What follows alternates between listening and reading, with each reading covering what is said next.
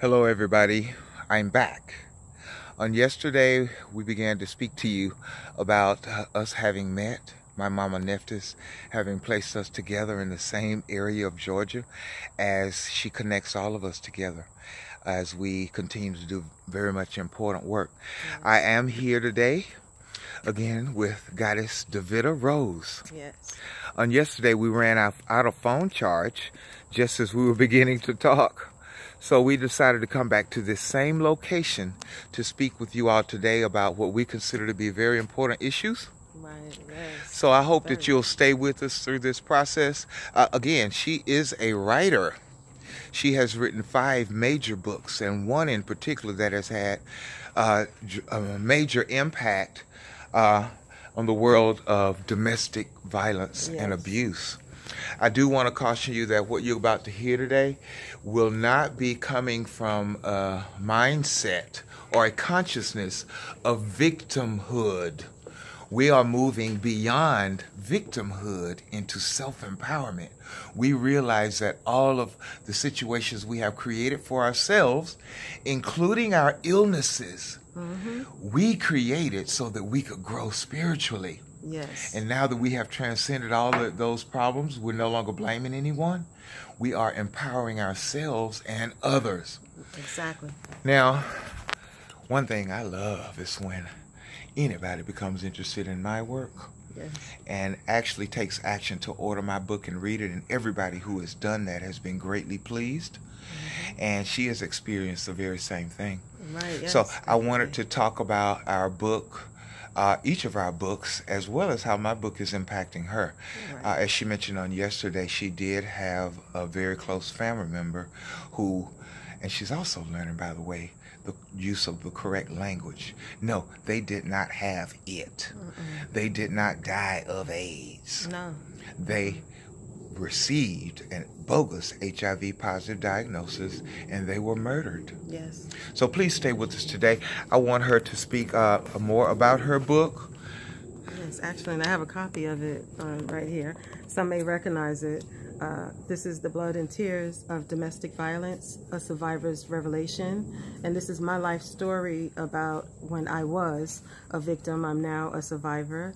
And I'm an advocate for domestic violence as well as AIDS because my oldest brother passed away in 1992 after he had received a bogus diagnosis for HIV.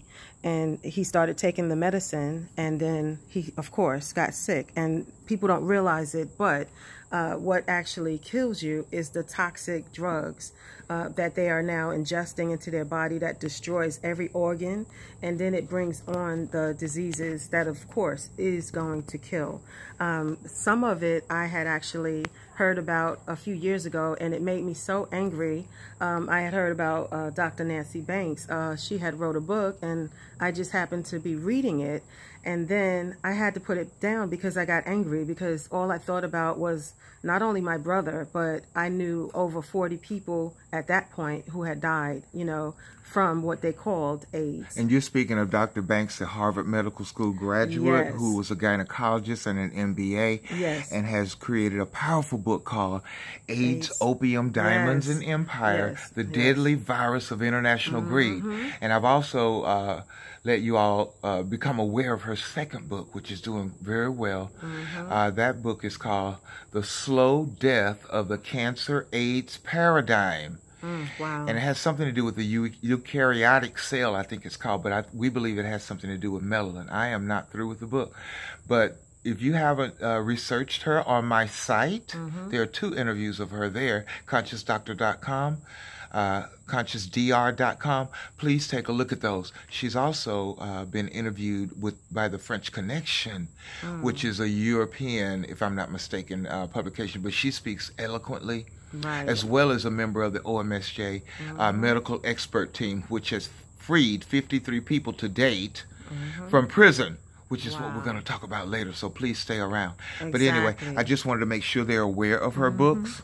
Right, yes. And actually when I read her books all those years ago, I had to put it down because it made me angry to think about, you know, first of all, my brother was so close to me, and for now to hear that it was even a possibility that this was bogus. It just made me angry because I knew instantly, of course, he was murdered.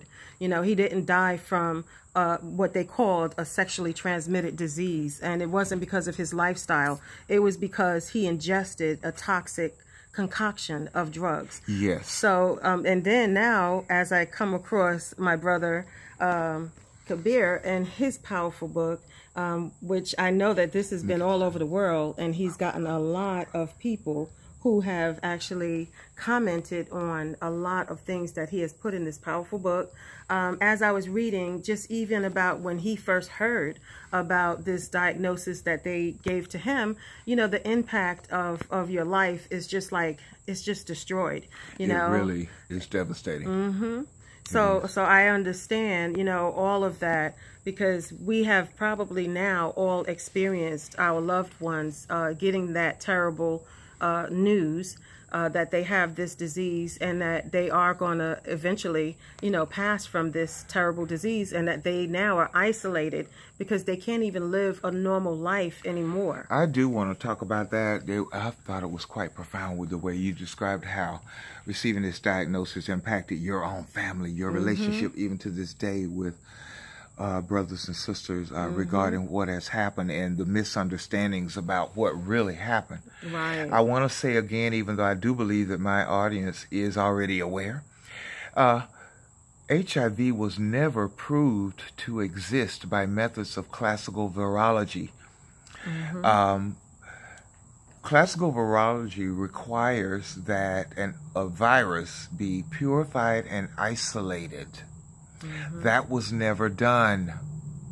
Now, I could get into the particulars of that if you like, but I do want to say briefly that when you go take an HIV test, you are not testing for the presence of virus. You are looking for they are looking for proteins in your body. They are looking for proteins in the body, and depending on what part of the world you live in determines whether you're going to be receiving an HIV positive diagnosis. Now, proteins, the building blocks of which are amino acids, we have identified that they are looking for certain DNA markers. Again, the German microbiologist has pinpointed that black people all over the world are more likely to receive a bogus HIV positive diagnosis because the test is looking for what exists in the immune system of black people. Wow. So we have expanded this to include genocide and eugenics.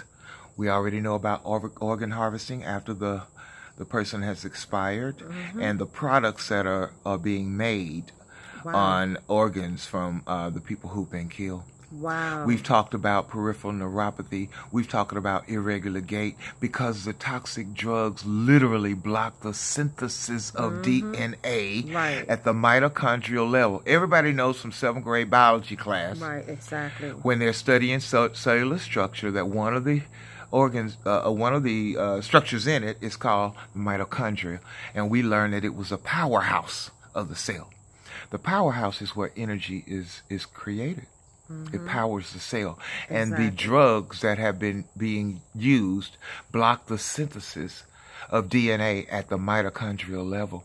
So there's no way to live. So again, people initially experience peripheral neuropathy. And then in Africa, a lot of men are growing breasts. Wow.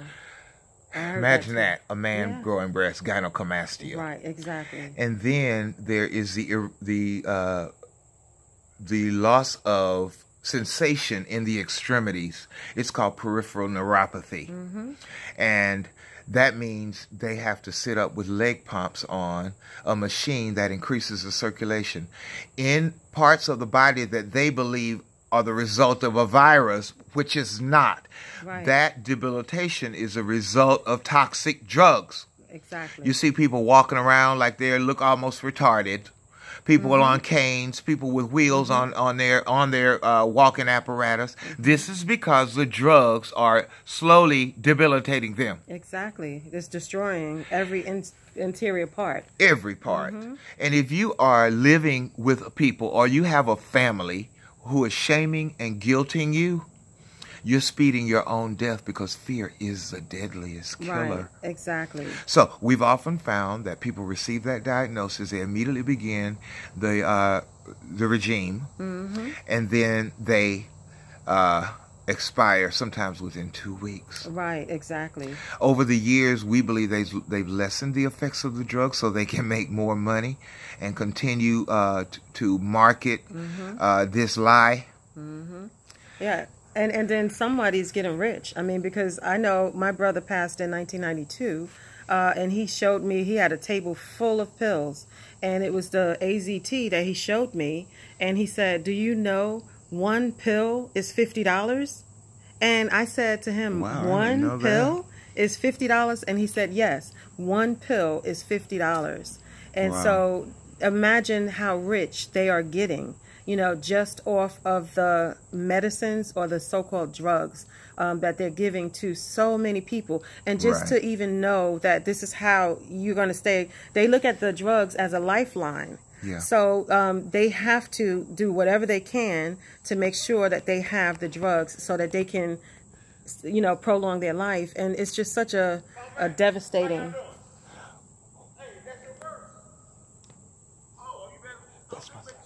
Excuse me. Yes, we're busy at the moment. Thank you, though. That's a park security guard. Yes. But anyway, we're going to move right ahead. I did not want to get off the topic of domestic violence. Again, we are not in victimhood consciousness anymore. But she has worked in social work. I don't know why I can't get this camera on both of us. Yes. Okay. I don't like half of my face off the camera. Okay, right. Or yours. Okay, so domestic violence. If you read her book, hold that up again for them, please. This is my book. I was horrified just going down the table of contents. Now, she used to counsel the abusers. Yes, yes, yes. But when we move beyond victimhood consciousness, we want to understand how it is, what is it about us? What is it about me that needed this level of deception in order to become self-empowered? So can you tell us a little bit? I mean, like I said, I went down the table of contents, and I was just horrified at the level of animosity that a person who marries a person can inflict, that level of physical abuse on someone. What was that like dealing with that? It was horrible.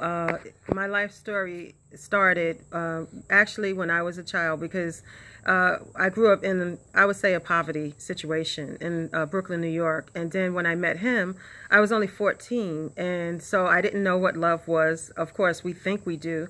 But then I wound up marrying him at 16. And at that point, he was already verbally abusive, and he had assaulted me twice.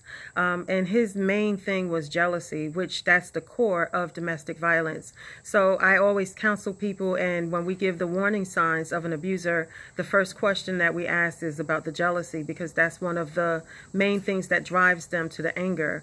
And then along with that comes the power and control and just every other symptom that you could think of. So in your book, from going down the table of contents and speaking with you about various horrible situations that went on, you are saying now that you are not experiencing yourself as a victim, but how are you going to change your social work going forward? Rather than counseling the abusers, if you're speaking to people who have been abused, what would you say to them? Right. If you've been abused, well, definitely, I would say to seek help.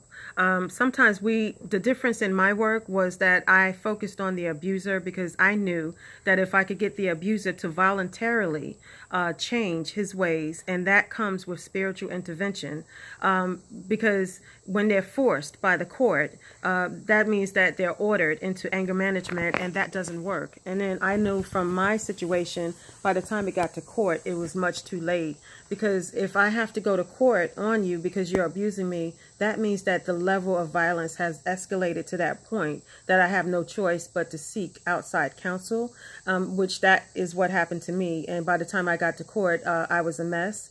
I was all bruised up, and I would just say that the judge, to see a judge, and he was a man, I mean, he sat there and he cried, and he told me, he gave me his personal phone number and told me to call him if it happens again. And then I was issued an order of protection. But now that's the normal thing. And then they've even escalated that since I was going through that some years ago.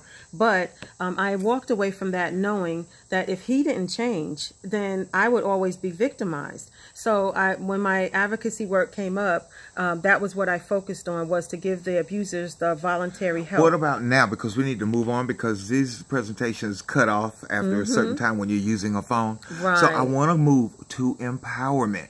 Right. We're still saying that he did this, he did this to me. Why do you think he chose you to do that to? And how have you changed since from that person to the person you are now? Right, because I think that he chose me because he saw someone that he could control. But it's to take back your power. And first of all, we have to educate our women. And I would say women because it's more so the man abusing the woman. Take back your power. Right. That and we have to educate them on who they are, because people don't know. Like me today, I know that I'm a goddess. Yes. I know that I'm powerful. Yes. I know that I do not deserve abuse no matter what. Maybe I can even do something. That you know, doesn't that third chakra, sometimes you gotta just say no. Right. You gotta just say no, and your body will tell you. When you are out of balance in that third chakra, you're not standing in your own personal power. Right. And you allow people, whether it's a boss, a pastor, or a person in an intimate relationship, when you allow a pattern of abuse, you are showing that you are disempowered. And you have drawn this experience into your life to empower yourself, to take back your power. Exactly. To become the goddess, yes, not the goose. Yes, exactly. Okay, so I like that. Let's move over here because we want to move this along to the next part of this presentation. By the way, she is carrying Kundalini cane. I can't see the camera, but I want to make sure I get it in there. Let's get the symbology in there. That third eye down here at the ankh. Yes. The gentleman that made me this cane is a god too, and also, okay, let's make it over here. I wanted to make it over here to our resources for the reason for us being here today. Yes. Yes. I have been posting and been getting upset because I don't seem to be getting any reaction from you all. And you know, as an activist, sometimes you have to say things in such a way as to shock people so that they'll slow down, click and like, and begin to pay attention to what it is you're talking about. And I'm a master at that. And I do that out of love, knowing that you're going to talk about me, not like me, and all of that. Yes. But I don't really care. And you also need to remember that I'm the living proof of what I teach. And I am well, and I have been for 23 plus years, when I took my power back and said, no, I'm not taking drugs that I know to be killing me. I don't care what any doctor says, what any attorney, what any pastor, any parent, any friend, especially anyone that's uninformed and not living through it. Exactly. And while they're as we've also gone through, the master teachers, all the black master teachers have been saying this for a long time, but none of them have lived through it like I have. Right. So I am an authority on this issue. And this is not about you buying my book. It is about you empowering yourself and not calling me at the last minute wanting to save yourself or your friend or your family member when I've been telling you for years, don't take that bogus test. Exactly. It's just that simple. And if you're too scared to bring up the issue with your family, don't come running to me at the last minute. Right. Because I'm not going to have the same heart, because I feel like you're using me rather than empowering yourself. Yes, it's just that simple. It's education on actually the truth. Because people don't know the truth. Well, we bought into a lie. We had a great conversation on the way over here about some of the things. You asked me, well, what if this and what if that? And I can answer all of that. Right, yes. You want to talk a little bit about that now before I get into this? Yes. Yeah, because I had a question, because being that I have experienced it personally, there's many of us that have experienced losing our loved ones. And then you would actually see, like, for instance, I knew a man and he was married, and then he actually had an affair with someone that lived next door. And then he got it, and then his wife got it. So my question was, well, did she get it from the husband? Or was it just her diagnosis? So now if she never got tested, then she wouldn't have died from it. Right. We have got to change our language and stop saying have it. You cannot have what has never been proved to exist. Right. But what you can have is a bogus diagnosis. Exactly. Because genocide, eugenics, and destroying the black family. Yes, yes. Making people feel like they could potentially damage their partner.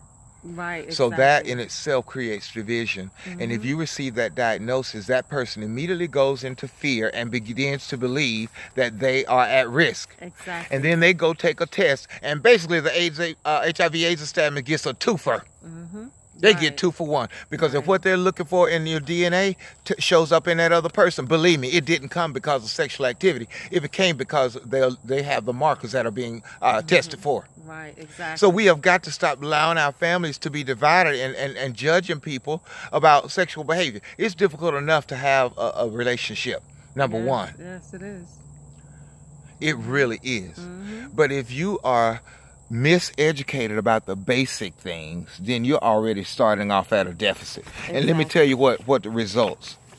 Here's a chart I showed it the other day of the increase in debt, imprisonment for black men. The women, and I was jokingly but seriously saying, who got married because they wanted to threaten their husbands and not have them bring them a deadly disease home to them. Now that we've learned the truth that HIV does not even exist, and people are stuck with people they don't even love. Yes. Not to mention what a relationship really is. A person comes into your life to mirror back to you something not part of yourself, but you're bound to a piece of paper. Right, exactly. So these are issues that need to be discussed in your relationships. Right. But stop blaming a person and claiming that they're irresponsible because they're teaching you that in a church, but you haven't looked into the science. We've already proved that churches exist to dominate and control the masses of people. Right, exactly. Which is and their money. Exactly. Now, if you're not willing to take a look at yourself and accept that knowledge, but you're still stuck on whatever, it is damaging our families. And you know, that's just it. When they do get that diagnosis, and that's why in my domestic violence advocacy work, I concentrated on the people with AIDS too, because when you bring that piece of news home, it's going to not only destroy the family, but it's going to cause the violence. So you're going to have people that are going through the murder-suicides. People have gotten killed because now they would believe that this doctor has diagnosed you and that this must be true because now you must have been the one out cheating, and then now you're bringing it back to me. And then if you have children, you're ostracizing them, and they're ended up homeless on the street, doing all manner of things just to survive. Exactly. And then you show up at the funeral and you want to start wailing and crying, and we all know why, because you were not there for them when they really needed you. Right. I've attended so many funerals with so many people wailing, but I was the one that was there with them when they were suffering. Exactly. So you're not going to have that out anymore, because we told you that it's busted up, and the fear surrounding it is what is killing people on top of these drugs. Right, exactly. Now that's the truth.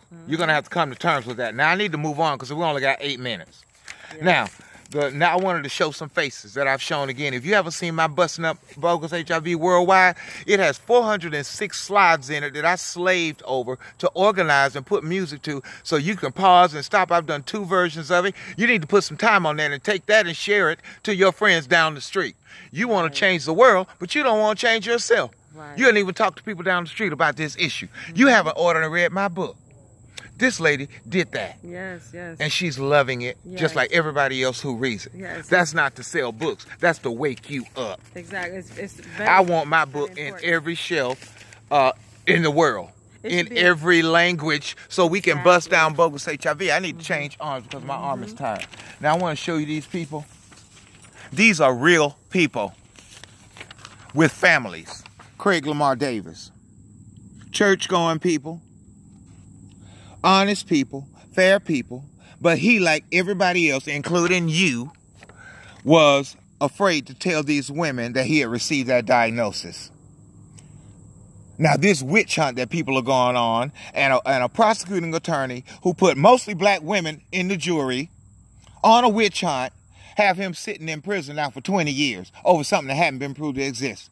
Our great medical expert team, including Dr. Banks and many others who meticulously broke down the science, still lost that case. All the public news work about it and him losing that case continued to instill fear in you all and keep you ignorant. Wow. And us divided. Exactly. That's horrible. It is. And so people like this are sitting up in prison. And they gave him, what, Look, 20 years? imagine that. You're sitting here like this, day after day after day. Wow. And you don't even know the science behind why you're feeling guilty. You're withering away even more. And they're probably drugging them up in there. And God knows what other kind of things happen to men, black men in prison. Right, exactly. All the way up to cloning. Check that. And listen to Bobby Hemmett. This gentleman here was a football player. I don't have his whole face in this shot. On a university. I told you they're going into middle schools testing black children now. Wow. And into black colleges and universities. They follow the same old strategy. They find a football player, a good-looking guy that all the women like, give him a positive diagnosis, put him on the news and tell everybody how many people he slept with to scare up other people to feel like, oh, I might have it. Right. I slept with him. And they run in and they take a test. And like I said, it just continues to compound the way we can kill each other and divide the family. And none of you seem to have stopped and done an ounce of critical thinking about it. It's absurd. Exactly. And I'm sitting out here to live and prove telling you that it's all bogus. Yes. Look at this man. Just like somebody you know. Down the street. You didn't talk to him, did you? No, you didn't. Now he's sitting in jail. Shamed. Ostracized from his family. His job. The life that he had. All because of you. Going to church on Sunday. And judging. Scared of making yourself feel guilty for having sex out of wedlock. Right. How absurd is that? Exactly. I have told you that sexual energy is the most healing, powerful healing energy on the planet. Here's another guy. Now, I've been asking you just to raise awareness. I haven't marched up to the governor's office. I haven't gone out to the penitentiary. But I am raising awareness about it. And if you're sitting there and you're watching, contact me so we can get together and take some action. No more geese and chicken. It is God, Goddess, action time. If you really care about your people, I can't tell that you do. Black Lives Matter. How can we know? Right. I can't even tell that mine even matters to you. After all I sacrificed for you. I'm not happy about it. But I don't need you to like me. I like myself. Yes. Now, exactly. Here's who's behind this thing. I wish she had come in today. We posted on yesterday when Mama Nephthys came in here and danced the jig because of the way me and this goddess here have met. And we are going to be doing presentation. I'm leaving Facebook. Facebook, I've been told, is limiting my posts. They limit everybody's posts. They are not allowing a public profile to be a public profile. And so very few people, I'm thinking I'm reaching the world and I'm reaching down the street. Right, exactly. I got the same people clicking like on every post. Right, because they know that the information is going to save lives. Well, you would think they would want that. We're all on this planet together. I know that's what I want. Exactly. Mama Nephthys is leading the way. Mama Nephthys guides the sacral chakra, the sexual center. She has not been happy about all this imbalance that's been created in that center. I am writing a musical about it. In the moment, impromptu. Creating it in the moment, because I know I call her in and she is guiding that production. So if you're angry with me and want to come after me, you need to think who you're coming up against. The Comet Pantheon. Again, we are being brought together. Right, exactly. Yeah. All over this world. Now, I won't even go into some special things about her because in our coming presentations, she's going to be telling you who she is and how she knows. Evidence, not talk. That's what we do as scientists. We provide evidence for the truth, and I'm the living proof. Now, I'm going to do something I don't like to do. I'm going to apologize that I got a little emotional, but I know you wouldn't have paid attention unless I turn up the heat a little bit. We should all be angry. We should be angry. Yes. There is divinity in anger when you are angry about something important and you want to take action. Yes. And that's what I'm all about. Exactly. If you're not on that train, please remove yourself from my Facebook list. Because you're just dead weight. Right. I know, but I know you believe more in yourself than that. And if you don't, you can come to me because I can give you some tough love. That's what my dad gave to me. And it's just that serious at this point. I want to thank you, Davida Roze, a goddess who's taking action. She has taken action all her life, despite her trauma. It's time to come out of trauma and move into empowerment. Yes. Away from victimhood conscious into empowerment.